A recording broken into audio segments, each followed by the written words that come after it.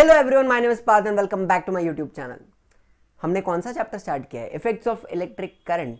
This is from SSC class 10th standard का science 1 text book का 4th chapter. आज देखेंगे इसका लेक्चर नंबर 2, जिसमें बात करेंगे सारे हीटिंग इफेक्ट की। अब ये बल्ब ग्लो हो रहा है, गर्म हो रहा है, क्यों हो रहा है? आपके घर पे इस्त्री होगा, टोस्टर होगा, गीजर होता है, ये सारी चीजें गर्म होती हैं। तो वो हीट कहां से आती है? फोन को जब आप चार्ज करते हो या फिर बहुत ज्यादा पबजी खेल लेते हो, फोन गर्म हो जाता है, चार्जर भी गर्म हो जाता है। तो ये हीट कहां से आ रही है? इन सारी चीजों के बारे में बात करेंगे। Plus we will take a look at all the exercise numericals. जो सारे न्यूमेरिकल्स आपके टेक्स्ट बुक के पीछे दिए हुए हैं उनके बारे में बात करेंगे। If you are new to the channel, subscribe कर देना, hit the bell icon, share करना वीडियो को, लाइक भी करना। तो चलिए शुरू करते हैं। अच्छा, ये कुछ बेसिक कंसेप्ट है जो मैंने लास्ट वीडियो में कवर किया हुआ है इन लेक्चर नंबर 1। वो आपने अगर नहीं देखा है तो प्लीज वो वाला देख लीजिए, सारे बेसिक कंसेप्ट्स आपके क्लियर हो जाएंगे। तो ये आगे का टॉपिक बहुत बहुत बहुत अच्छे से समझेगा। ठीक है, तो चलो बात करते हैं। ये समझो हमारा मेटल का वायर है, कंडक्टर है। अभी हमने बोला है कि मेटल के वायर में बहुत सारे एटम्स होते हैं एंड एटम्स में होते हैं फ्री इलेक्ट्रॉन्स। इलेक्ट्रॉन्स रैंडमली आगे पीछे भागते रहते हैं। ठीक है, रैंडम मोशन में। लेकिन जैसे ही मैं एक बैटरी लगाता हूं, एक पोटेंशियल डिफरेंस देता हूं, तो वो इलेक्ट्रॉन्स एक डायरेक्शन में भागने लगते हैं। एक पर्टिकुलर डायरेक्शन में they start to flow, they start to run. ये इलेक्ट्रॉन्स भागते भागते भागते एटम्स के साथ टकराएंगे, कोलिजन्स होंगे, atoms will start to vibrate and because of that heat generate होने वाली है। इलेक्ट्रॉन्स की जो काइनेटिक एनर्जी है वो एटम में ट्रांसफर हुई, एटम्स वाइब्रेट हुए एंड हीट जनरेट हुई। ये हमने पढ़ा था। तो ये जो हीटिंग इफेक्ट है, इसका एक सिंपल सा लॉ है जिसका एक स्टेटमेंट आपको मैं बताऊंगा। उसका डेरिवेशन भी हम देखेंगे, पहले हम देखेंगे उसका स्टेटमेंट। तो स्टेटमेंट क्या बोलता है? The quantity of heat generated H, जो हीट आने वाली है H, in the conductor of resistance R। ये जो मेटल का वायर है उसका रेजिस्टेंस कितना है? R है। मान लो when a current I flows through it, मतलब कितना करंट फ्लो हो रहा है? I करंट फ्लो हो रहा है through it for time t। कितने टाइम के लिए फ्लो हो रहा है? t टाइम के लिए। तो जो हीट प्रोड्यूस होगी will be directly proportional. Directly proportional मतलब क्या? किसके ऊपर डिपेंड करेगी? सबसे पहली बात, square of the current, I square. Current क्या होता है? Flow of charge. जितना ज्यादा चार्ज फ्लो होगा उतने ज्यादा कोलिजन्स होंगे, उतना ज्यादा वो टकराएंगे और हीट जनरेट होगी। पहली बात। दूसरा, it depends on the resistance of the conductor. Resistance क्या होता है? Obstruction to the flow of current. मतलब जितने ज्यादा कोलिजन्स होंगे, जितना इलेक्ट्रॉन टकराएंगे, उतनी ज्यादा हीट प्रोड्यूस होने वाली है। ठीक है बच्चों, तो सबसे पहले किसके ऊपर डिपेंड करता है heat? Square of the current, I square. दूसरा किसके ऊपर डिपेंड करता है? Resistance of the conductor. जितने कोलिजन्स होंगे उतनी हीट होगी। एंड तीसरा, time for which the current flows. जितने ज्यादा टाइम तक आप करंट को फ्लो करोगे उतने ही ज्यादा कोलिजन्स होंगे, उतना ज्यादा वो लोग टकराएंगे एंड उतनी हीट प्रोड्यूस होगी। तो ये जो स्टेटमेंट दिया है इसको मैं फॉर्मूला के रूप में, फॉर्मूला के फॉर्म में कैसे लिखूंगा? H heat produced directly proportional और it is equal to square of the current I into resistance of the conductor into time for which the current flows, I square into R into T। ये हो गई आपकी heat energy. अभी energy का unit क्या होता है भाई? जूल्स होता है ना। तो ये जो वैल्यू आपको मिलेगी I स्क्वायर RT, वो किस में होगी? जूल्स में होगी। ये फॉर्मूला तो मैंने आपको यहां पे बता दिया, लेकिन ये इसका डेरिवेशन नहीं है। ये फॉर्मूला कैसे आता है ये मैं आपको 1 मिनट में बताता हूं, सुनो। अच्छा, before we go to the derivation, आपको एक बात बता दूं। वर्क डन जो होता है, यहां पे क्या वर्क डन हो रहा है? चार्ज को फ्लो करने के लिए जो वर्क डन हो रहा है। फिर एनर्जी कितनी कंज्यूम हो रही है सर्किट में? जब आप करंट को फ्लो करते हो तो एनर्जी कंज्यूम होती है। एंड हीट कितनी जनरेट हो रही है? ये तीनों चीजें, work done, energy consumed in the circuit, heat generated in the circuit, ये सारी सेम है। इन तीनों का वैल्यू सेम रहेगा, इन तीनों का यूनिट भी सेम होता है, जूल्स होता है। ठीक है बच्चों, एक बात याद रखना, work done, energy consumed and heat generated, इनका वैल्यू सेम रहेगा, इनका यूनिट क्या रहेगा? जूल्स रहेगा। तो दे आर इंटरचेंजेबल। इसको यूज कैसे करना है वो मैं आपको बताऊंगा। चलिए डेरिवेशन देख लेते हैं। यहां तक बात समझ में आ गई है? आगे जाऊं? चलिए, तो याद करना भाई, ये बैटरी जो है बैटरी क्या प्रोवाइड करती है? It provides a potential difference, जिसको हम V लिखते हैं, वोल्टेज बोलते हैं, ठीक है। अब ये जो V है, वोल्टेज, वोल्टेज क्या होता है भाई? It is the work done to move a unit positive charge. Charge को मूव करने के लिए जो काम किया जाएगा, वर्क डन पर चार्ज, ये हमने पढ़ा है, लास्ट वीडियो में हमने देखा था। तो इसको हम ऐसे लिख सकते हैं, W/Q, work done per unit charge. इसको थोड़ा मैं रीअरेंज कर सकता हूं, W जो है उसका वैल्यू मुझे मिलेगा V/Q, ऐसे लिख सकता हूं, डब्बा बना देंगे, ये याद रखना, वर्क डन इज V/Q। अभी मुझे बताना पावर, इलेक्ट्रिकल पावर जो होती है वो क्या है? It is nothing but energy consumed. Circuit में जब आप करंट को फ्लो करते हो तो एनर्जी कंज्यूम हो रही है। Power is energy consumed per unit time, मतलब एक सेकंड में पर सेकंड कितनी एनर्जी कंज्यूम हो रही है उसको बोलते हैं इलेक्ट्रिकल पावर। ये बात याद रखना, energy consumed per unit time. अब मैंने आपको क्या बताया, energy and work they are interchangeable, उनका यूनिट सेम होता है, उनकी वैल्यू भी सेम होती है। तो इसको हम ऐसे लिख सकते हैं, W, एनर्जी के जगह पे मैं क्या लिख रहा हूं, W/T, टाइम, वर्क डन पर unit time, energy consumed per unit time पर सेकेंड, ठीक है बच्चों। अब W क्या है? V/Q, यहां पे हमने डिराइव किया है ना, तो इसको हम ऐसे लिखेंगे, V/Q/T, ठीक है, यहां तक सिंपल। अब Q/T, charge upon time, charge पर सेकेंड, ये क्या होता है? This is nothing but current. ये भी हमने फर्स्ट वीडियो में देखा हुआ है, वो लेक्चर ध्यान से देखना, अगर आपने नहीं देखा तो अभी भी बता देता हूं, प्लीज देख लो, ये वाला इजीली समझ में आ जाएगा। तो Q/T क्या होता है? I होता है, करंट। तो इसको हम ऐसे लिख देंगे ना, P = V/I, डब्बा बना देंगे, ये हो गया एक फॉर्मूला पावर का, ठीक है, यहां तक बिल्कुल सिंपल है बात। अभी हीट जो जनरेट हो रही है, हीट क्या है? देखिए, heat is nothing but power consumed into time, मतलब कितने टाइम के लिए पावर यूज हो रही है। 10 सेकंड के लिए यूज हो रही है, पावर इंटू 10 सेकंड। 1 मिनट के लिए यूज हो रही है, पावर इंटू 60 सेकंड। तो जितने टाइम के लिए पावर कंज्यूम हो रही है उतनी ज्यादा हीट प्रोड्यूस होगी, पावर इंटू टाइम, एकदम सिंपल सी बात है। तो पावर का फॉर्मूला मुझे क्या मिला? V/I। तो हीट H जो है is equal to V/I/T, VIT, ये मिल गया मुझे हीट का फॉर्मूला, VIT। यहां तक बिल्कुल सिंपल है। अच्छा, अभी आपने ओम्स लॉ सुना है ना, V = I/R, IR, V = IR, ये क्या होता है? ओम्स लॉ होता है। तो अभी जो हीट का फॉर्मूला मुझे मिला VIT, उसमें V जो है उसके जगह पे मैं ये IR सब्सटीट्यूट कर सकता हूं, तो क्या हो जाएगा भाई? H = I/R/T। क्या किया भाई हमने? V जो था उसके जगह पे हमने IR लिख दिया, सब्सटीट्यूट किया है, बाकी कुछ नहीं किया।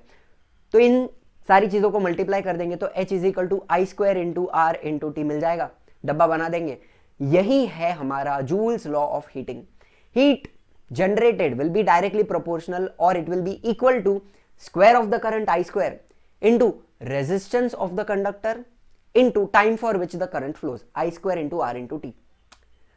यहां तक बात समझ में आ गई? I² RT मिल गया, इसका स्क्रीनशॉट लेना है ले लो, फोटो का जो भी स्लाइड है इसका, या फिर इसका मैं नोट्स तो प्रोवाइड करूंगा या आपको डेरिवेशन का, डोंट वरी, ठीक है। यहां तक समझ में आ गई बात? चलिए, अभी कौन से फॉर्मूलाज हमें यूज करने, वो सारे हीट के और पावर के फॉर्मूलाज आपको डिराइव करके बता देता हूं। इसका भी स्क्रीनशॉट ले लेना इफ यू वांट, या फिर इसका भी PDF आ जाएगा। चलिए, तो सबसे पहले हीट का हमने फॉर्मूला क्या देखा था? V/I/T, ये अपना फर्स्ट फॉर्मूला है, VIT।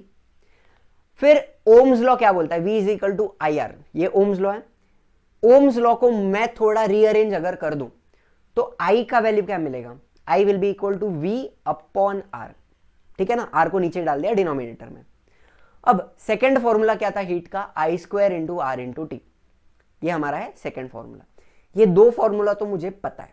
अब सुनो, I = V/R, ओम्स लॉ, इसको मैं फर्स्ट फॉर्मूला में अगर सब्सटीट्यूट करूं, I के जगह पे V/R लिख दूं, तो मुझे एक और फॉर्मूला मिल जाएगा। क्या मिलेगा? H = V/R डाल दिया मैंने उधर, तो हो जाएगा V² × T, V²T/R।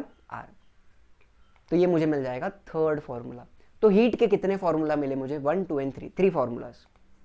अच्छा, अब हमने अभी अभी मैंने आपको बताया हीट जो प्रोड्यूस होगी वो क्या होती है, power consumed into time, power कितने टाइम के लिए कंज्यूम हो रहा है, that will be the amount of heat generated.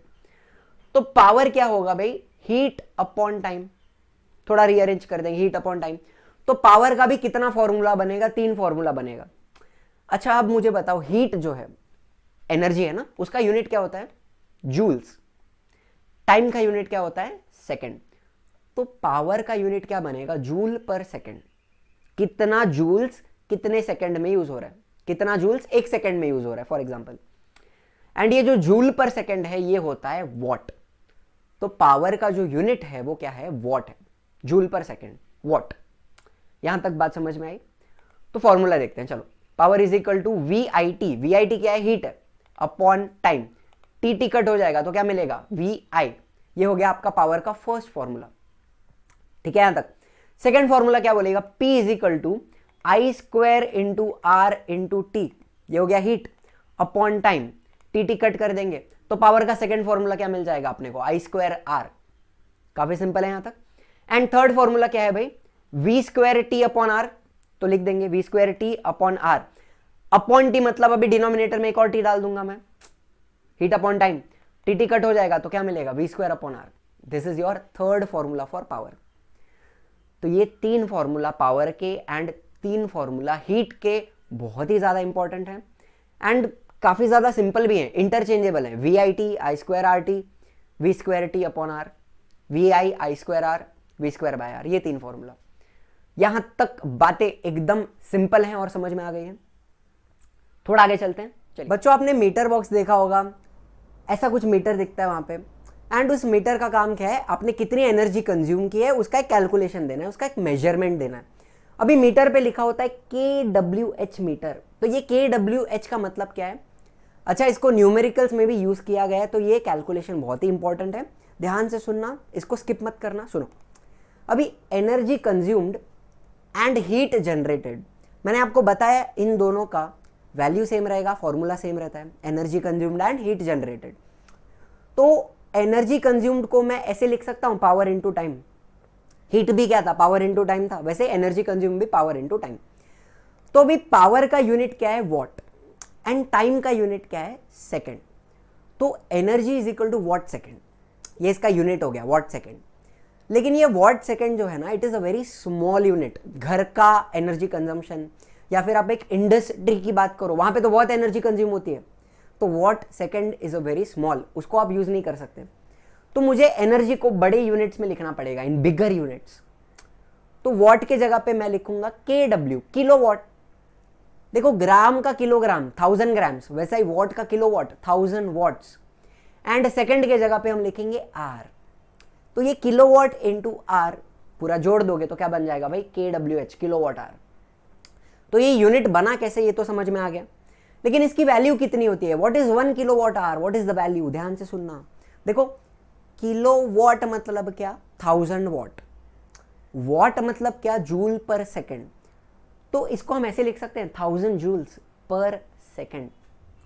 तो किलो वॉट का मतलब क्या है, 1000 जूल एनर्जी पर सेकंड यूज हो रही है, 1000 जूल्स पर सेकंड, ये किलो वॉट है। इंटू आर, घंटा, 1 घंटा मतलब क्या, 60 मिनट्स।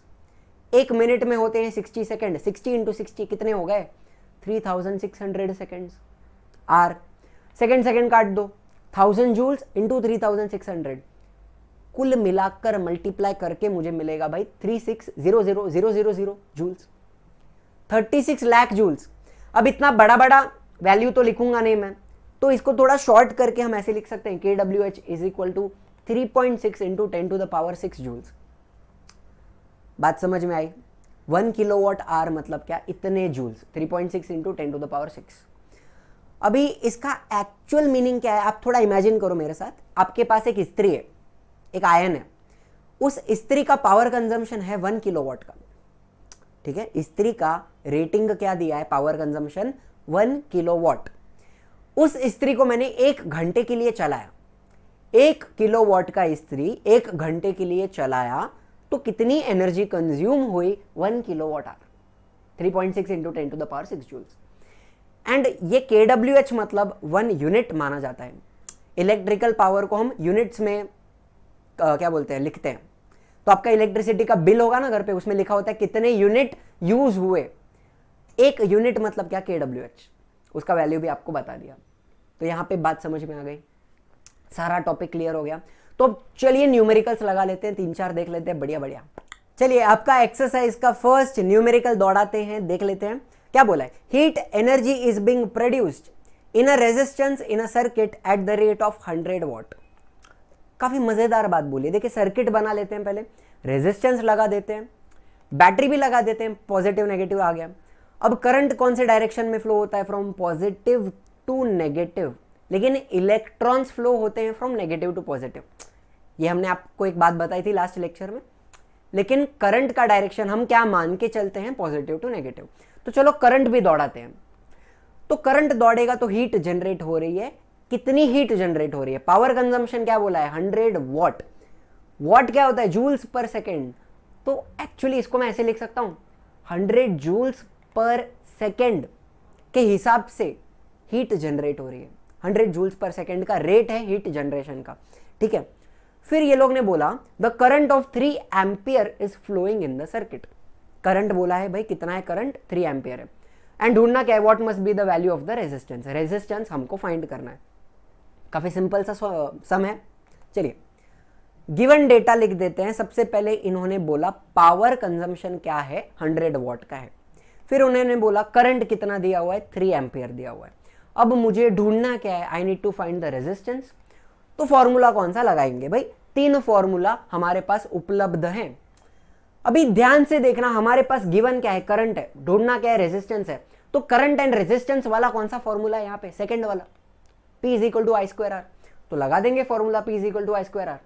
सोल्यूशन, पावर क्या है 100 watt is equal to current क्या है 3 का स्क्वायर इनटू भाई R। इसको थोड़ा रीअरेंज कर देंगे तो R इज इक्वल टू आ जाएगा 100 अपॉन 3 का स्क्वायर होता है 9, लिख देंगे 9 1 जा 9, 9 11 जा 99, 11 जा, फिर 1 बचेगा तो वापस आप 9 1 जा 9 करोगे, फिर वापस 1 बचेगा, 9 1 जा 9 करोगे तो 11.1111 आते जाएगा, रिकरिंग हो जाएगा।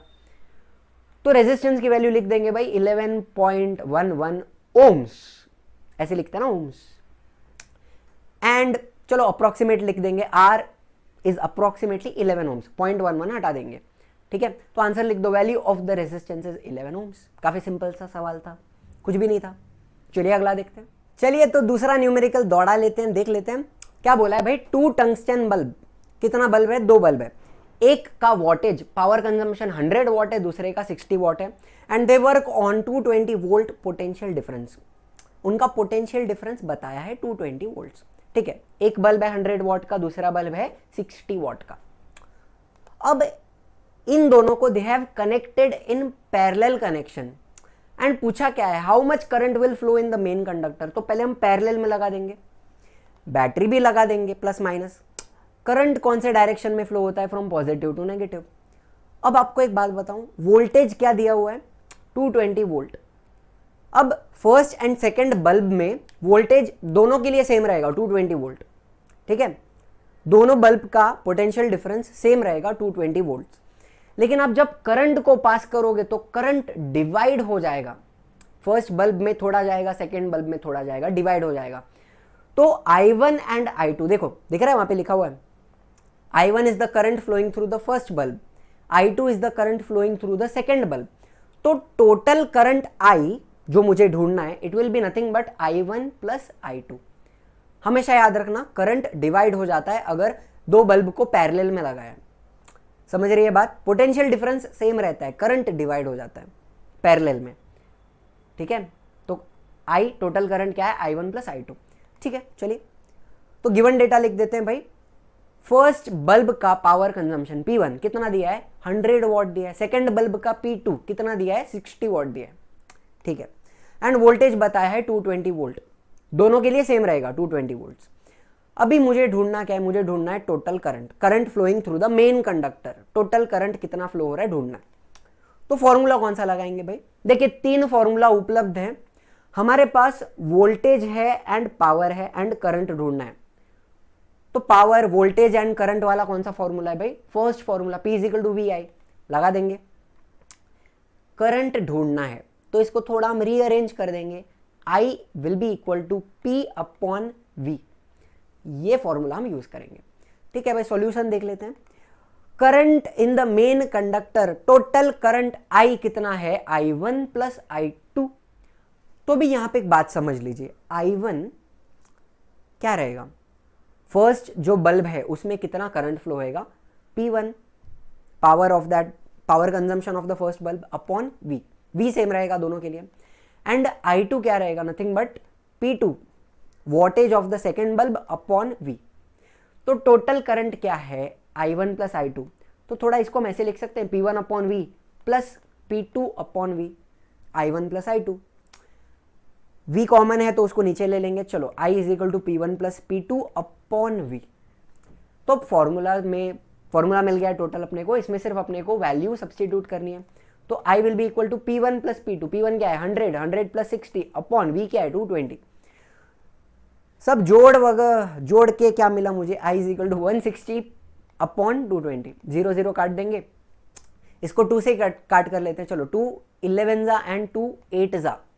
अभी 8 अपॉन 11 आया है, इसको थोड़ा मेहनत करके अगर आप डिवाइड करो, मैंने भी करके देखा, आप भी करके देखिए, तो आपको वैल्यू आ जाएगी 0.727 एम्पियर, जिसको आप थोड़ा सा राउंड अप कर दोगे तो आ जाएगा I is equal to 0.73 ampere.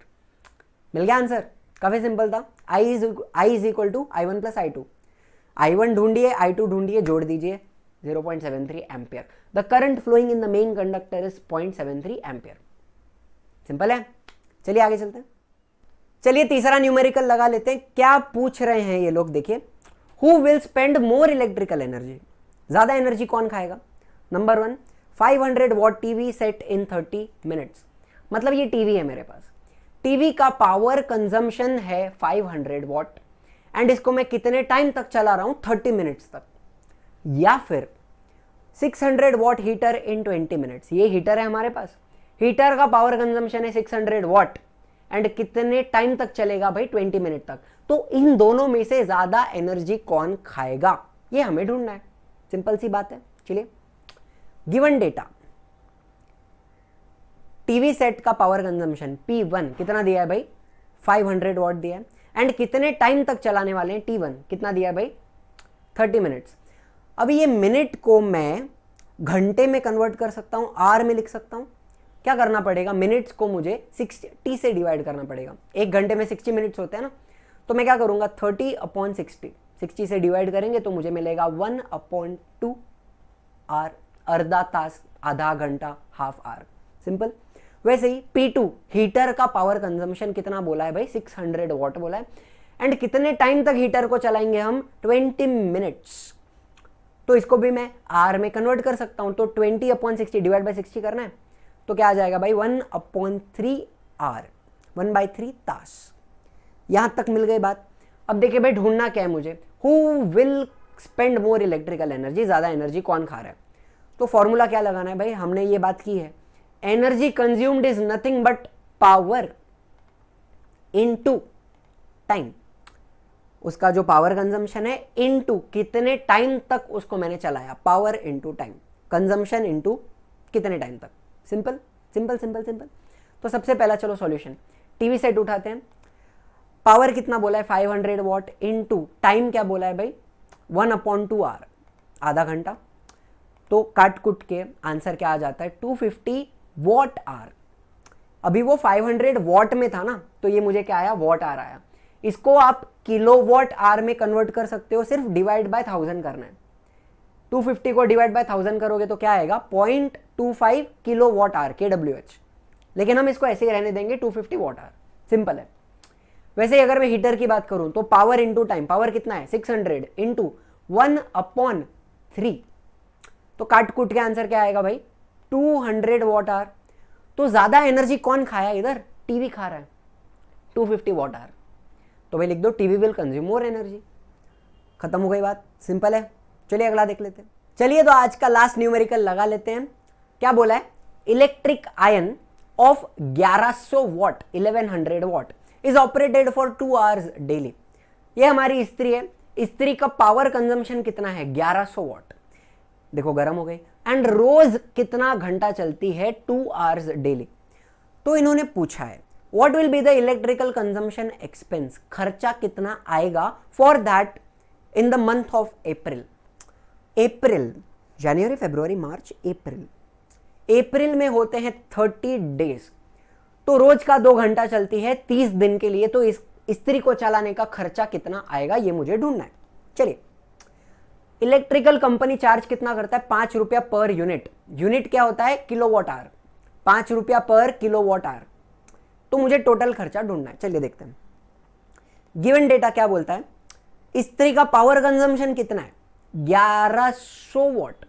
What को मैं पहले बनाऊंगा किलोवाट, किलोवाट मतलब क्या, 1000 वॉट, तो इसको मैं डिवाइड करूंगा बाय 1000।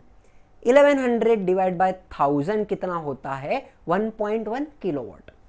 किलोवाट में आ गया कन्वर्जन, डिवाइड बाय 1000 किया, किलोवाट आ गया। अभी टाइम कितना दिया, रोज का 2 घंटा, इनटू कितना दिन, अप्रैल में कितना दिन है, 30 डेज, तो 2 इंटू 30, तो कितने घंटे हो गए, 60 आवर्स। तो इस्त्री को हमने 60 घंटे के लिए चलाया, तो खर्चा कितना आएगा देखते हैं। चलो ढूंढना क्या है मेरे को टोटल कॉस्ट ढूंढना है, एक्सपेंस ढूंढना है। फॉर्मूला क्या रहेगा, एनर्जी कंज्यूम्ड का फॉर्मूला आपको पता है, मुझे भी पता है, सबको पता है, पावर इनटू टाइम होता है कि नहीं, टोटल पावर कंजम्पशन इनटू कितने टाइम तक वो चलाया, पावर इनटू टाइम। तो हमारा सॉल्यूशन क्या बोलता है, चलो एनर्जी कंज्यूम्ड, पावर कितना है 1.1 किलोवाट, इनटू टाइम कितना है 60 घंटा, 60 आवर्स, तो मल्टीप्लाई करके आपको मिलेगा पहला तो 66 किलोवाट आवर। किलोवाट आवर मतलब यूनिट होता है, तो इसको हम ऐसे लिख सकते हैं 66 यूनिट्स यूज हुए, ठीक है। अभी खर्चा कितना आएगा, 5 रुपया पर यूनिट, तो मल्टीप्लाई कर दो ना, 66 यूनिट्स इंटू 5 रुपया कितना हो गया, टोटल कॉस्ट आएगा 330 रुपीज। तो अप्रैल के महीने में the electrical consumption expense for the month of April will be 330 rupees, 330 रुपए का खर्चा आएगा। तो ये हो गई सारी हीटिंग इफेक्ट के डेरिवेशन की बातें की हमने, फॉर्मूला बनते कैसे हैं वो देखा हमने, न्यूमेरिकल्स भी लगा लिए एक्सरसाइज के, ठीक है। सॉल्व्ड न्यूमेरिकल्स बाकी हैं, वो आएगा अगले लेक्चर में, एंड और भी कुछ 2-3 छोटी मोटी बातें करनी है वो अगले लेक्चर में करेंगे। अभी थोड़े लेक्चर रेगुलर आते जाएंगे, ठीक है। एंड आई होप समझ में आया है सारा टॉपिक, कुछ भी डिफिकल्ट तो नहीं था इतना ज़्यादा। एंड आपको अगर सच में मज़ा आया है तो लाइक कर देना, शेयर कर देना, सब्सक्राइब कर देना चैनल को, शेयर करना, और भी लोग बढ़ने चाहिए, ठीक है। ये हो गए सारी दुनियादारी की बातें, and as usual thank you very much.